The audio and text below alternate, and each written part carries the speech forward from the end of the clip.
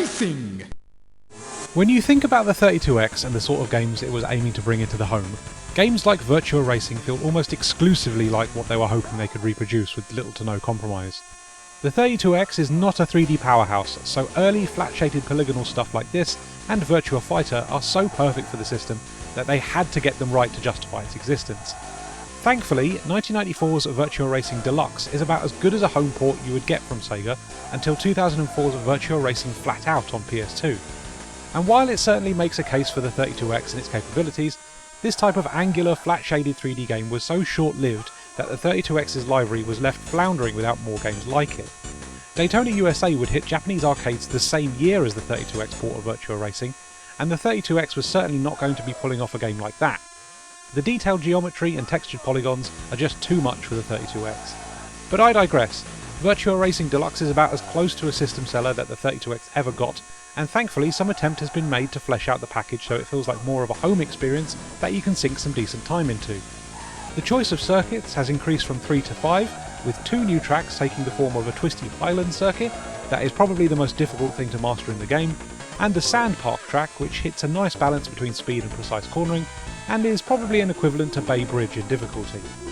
We also get 2 new vehicles to race in. The stock car has slidier handling and a back end that wants to drift even without braking, and the prototype car has the best grip of the 3, but requires heavier braking as a result.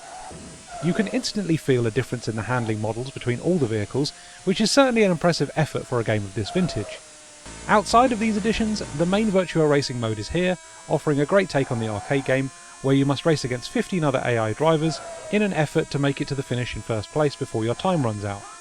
You can practice every circuit in the game without AI opponents in the time attack mode, and really work on your lines to get the best performances you can muster.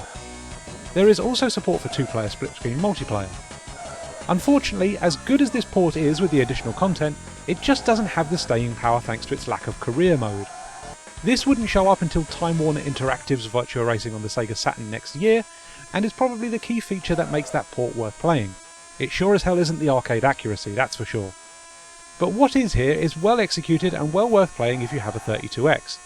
It runs at 20 FPS, which is actually an improvement over the Mega Drive version, with a wider view on the action and less dithering on the 3D elements, which makes the presentation look a lot cleaner as a result. The action is still intense and twitchy, with a great handling model to boot, and as a result it's still a great way to play Virtua Racing nowadays.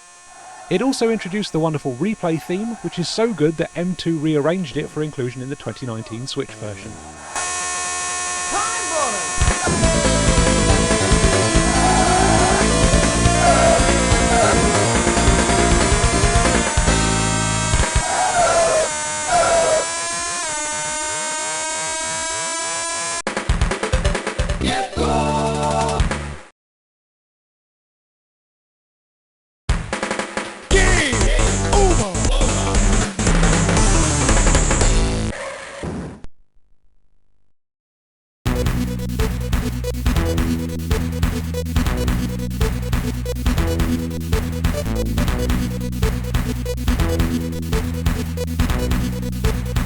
One, two, three.